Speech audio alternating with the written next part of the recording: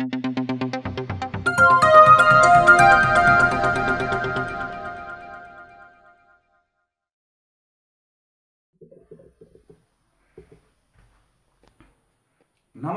TR నిజం నేను మీ తాళ్ళపల్లి రమేష్ ఈరోజు మార్నింగ్ న్యూస్కు స్వాగతం. అన్ని పేపర్లోని ప్రధాన వార్తలు ఒకసారి చూసుకుందాం. ఒక విషయం ఏంటంటే స్థానిక సంస్థల ఎన్నికల ప్రక్రియ కొనసాగించుకోవచ్చు అని చెప్పిండ్రు. ఆల్రెడీ నిన్న కొన్ని నామినేషన్లు కూడా వచ్చినాయి.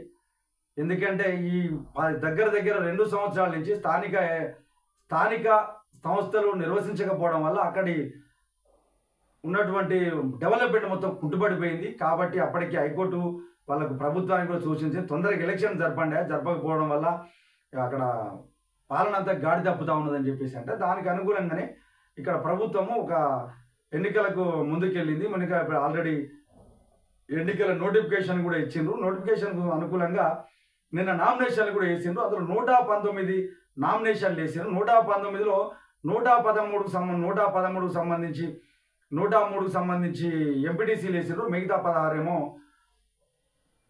జెడ్పీటీసీగా దాఖలు చేశారు. కానీ వాళ్ళ ఆశలు అడియాశలు అయినట్టుగా ఇది ఎవరైతే బీసీ రిజర్వేషన్ను సవాల్ చేస్తూ హైకోర్టులో మాధవరెడ్డి అనే వ్యక్తి పిల్లు దాఖలు చేసిండ్రు.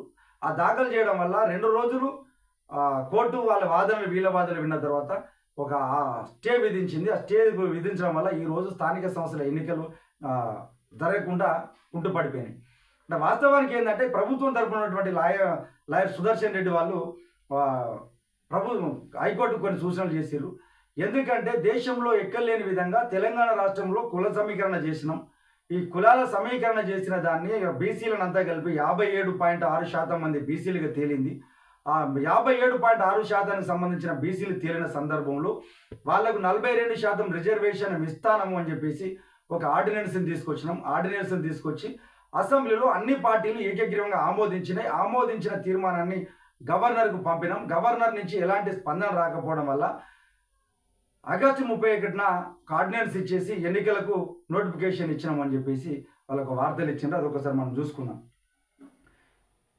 కానీ హైకోర్టు మాత్రం పిటిషన్ తరఫున స్టే విధించింది.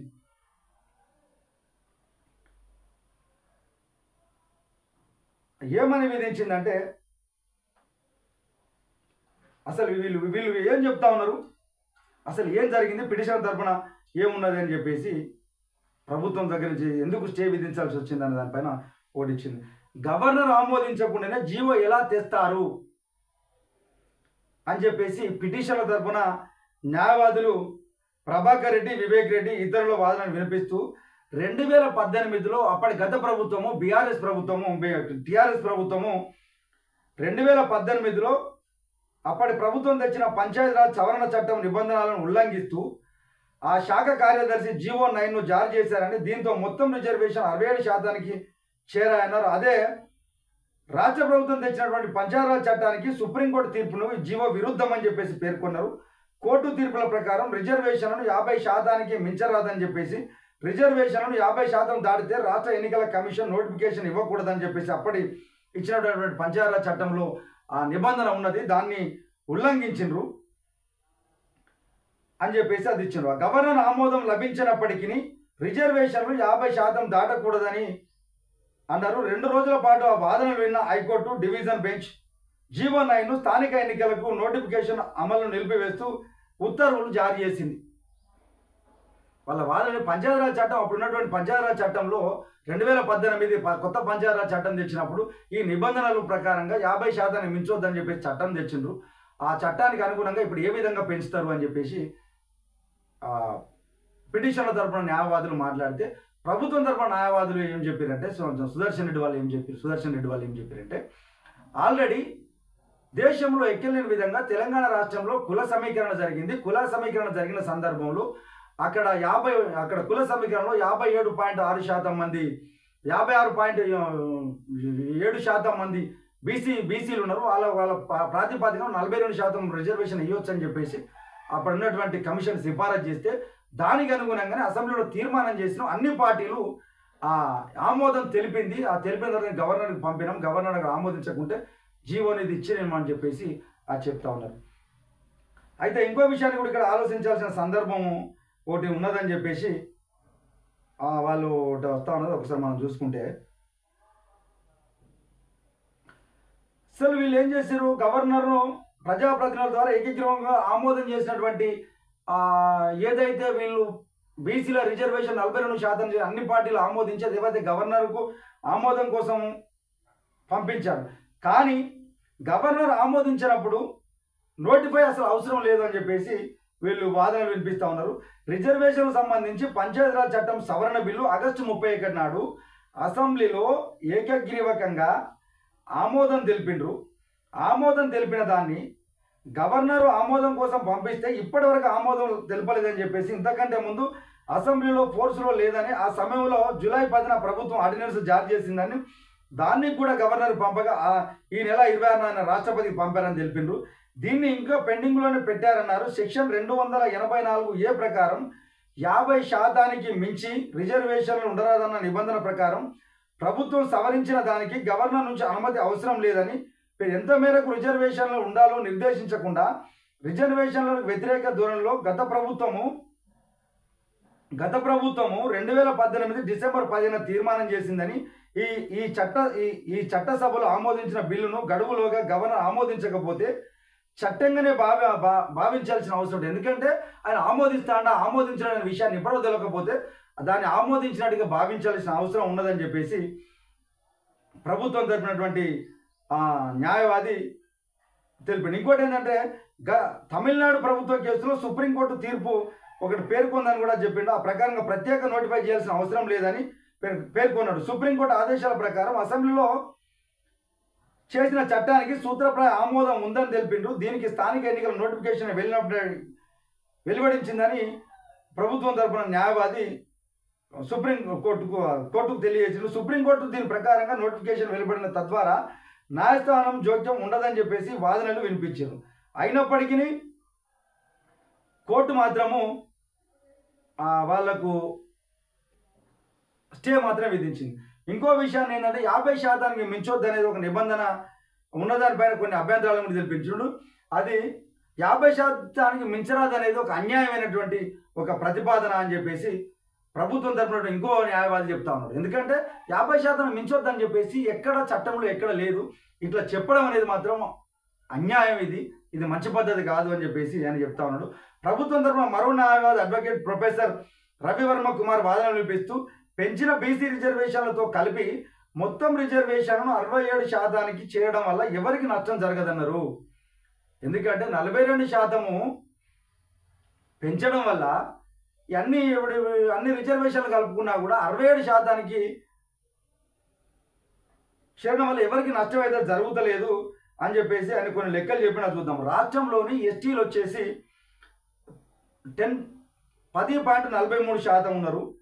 ఎస్సీలు వచ్చేసి 17.42% ఉన్నారు. బీసీలు వచ్చేసి 57% చొప్పున ఉంటే మొత్తం రిజర్వేషన్లను 50% మించరాదనే వాదన అన్యాయం అని చెప్పేసింది. ఎందుకంటే వీళ్ళంతా రిజర్వేషన్లు అయితే ఎవరైతే ఉన్నారో మరి ఉన్నటువంటి వాళ్ళు ఎస్టీలు వచ్చేసేమో 10%, ఎస్సీలు వచ్చేసేమో 17%, వీళ్ళు 42% వస్తే మొత్తం కలిపినా కూడా వీళ్ళు 67% కంటే 67% మంది అవుతా ఉన్నారు.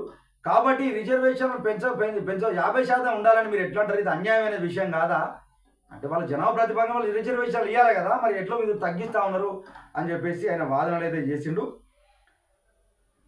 అయితే ఈ 3 వర్గాలలో జనాభా మొత్తం 57% అమలు చేశాక మిగిలిన 33% ఉంటే ఈ 33% పదవులు కేవలం 15% అగ్రకులాలు దక్కడం అనేది కూడా అన్యాయమైనప్పటికీ వారు 50% పదవులను 15% అగ్రకులాల వాళ్ళు అనుభవించడం ఈ నేపథ్యంలో అన్యాయం కదా. ఎందుకంటే ఇప్పుడు వీళ్ళంతా పోయినా కూడా మొత్తం ఎంత అవుతా ఉన్నది, ఎస్సీలు, ఎస్టీలు, బీసీలు అంతా కలిపితే మొత్తం 67% అవుతా ఉన్నది. ఈ 67% రిజర్వేషన్ని వీళ్ళు అనుభవిస్తా అంటే ఇంకా మిగిలిన 33% రిజర్వేషన్ ఉంటే ఆ 33% రిజర్వేషన్ ఎవరు అనుభవిస్తారు? వీళ్ళు 15% ఉన్నటువంటి వాళ్ళు వీళ్ళు 33% రిజర్వేషన్ కూడా అన్యాయమే కదా. మరి ఇది ఎంతవరకు కరెక్టు? ఇది కాదనడం అయితే మంచి పద్ధతి కాదు అని చెప్పేసి ఆయన చెప్తా ఉన్నాడు. ఈ నేపథ్యంలో ప్రభుత్వం బీసీలకు రిజర్వేషన్ 42% పెంచడంతో వచ్చేటువంటి నష్టం ఏం లేదని చెప్పేసి రిజర్వేషన్ కల్పన ప్రాథమిక హక్కులోని వస్తుంది. తమిళనాడులో 69% రిజర్వేషన్లను అమలు చేస్తున్న విషయాన్ని కూడా పరిగణలోకి తీసుకోవాలి. 85% ఉన్నటువంటి బీసీ, ఎస్సీ, ఎస్టీలు 67% రిజర్వేషన్ కల్పించి మరో 15% జనం 33% రిజర్వేషన్లను అమలవుతాయని చెప్పేసి అలాంటప్పుడు పిటిషన్ల ప్రాథమిక హక్కు ఎలా భంగం కలుగుతుంది అని చెప్పేసి ఆయన వాదనలు వినిపించారు. అయినప్పటికీ ప్రభుత్వం అయితే 4 వారాలలో మీరు కౌంటర్ దాఖలు చేయాలి అని చెప్పేసి ఒక వాదనలను వినిపించింది. ఎందుకంటే ఇది బీసీల నోటికాడు బుక్కను గుంజుకుంటా ఉన్నారు అని చెప్పేసి బీసీ సామాజిక వర్గాలన్నీ ఇక మొత్తుకుంటా ఉన్నాయి. ఇక పార్టీల విషయానికి వస్తే ఒక్కొక్క పార్టీ మీద అరే బీజేపీ వాళ్ళు మోసం చేసిరా, కాంగ్రెస్ అరే నాయన మీరంతా కలిసి ప్రజలను మోసం చేస్తారు కదా, మీరందరం కలిసి ప్రజలను మోసం చేస్తారు కదా, మరి మీరంతా ఇప్పుడు పేపర్లకు ఎక్కే మీరంతా నాయకులంతా పోయి అందరు కలుసుకొని ఆ ఢిల్లీకి పోయో మీరు ఎక్కడికైతే చేసి అక్కడికైతే పోయో ఖచ్చితంగా మా రాష్ట్రంలో ఇది ఉండాలనే మా వాళ్ళు ఈ జనాభా ప్రాతిపాదికనకి ఇది ఉండాలి చట్టం చేద్దామని చెప్పేసి మీరు ఎందుకు అడుగుతలేరా? ఎందుకు అడుగుతలేరు? ఇప్పుడు ప్రజలను మోసం చేస్తూ ఉన్నారు కదా. ఇంకో విషయం కూడా ఈ అన్ని పార్టీల నాయకులు ఈరోజు ఒక బీసీ రాగం ఎత్తుకున్నది. కానీ వీళ్ళంతా కలిసి ఈ స్థానిక సంస్థలలో మోసమే చేస్తాను. ఎందుకంటే వాళ్ళకి సరైన అధికారాలు లేకుండా, వాళ్ళకి సరైనటువంటి బాధ్యత లేకుండా వాళ్ళని ఏదో ఆర్భాటంగా క్రియేట్ చేసి ఆర్భాటంగా ఎలక్షన్లు చేసి వాళ్ళకి అధికారాలు లేకుండా ఈ మొత్తం అధికారాన్ని అంతా మీ దగ్గరనే కేంద్రీకృతం చేసుకుంటూ వాళ్ళకి మాత్రం మొండి చేసి చూపెడతా ఉన్నారు. ఇక్కడ అన్యాయం చేస్తూ ఉన్నారు, రిజర్వేషన్లు అక్కడ అన్యాయం చేస్తూ ఉన్నారు. ఆలోచన చేయాలి.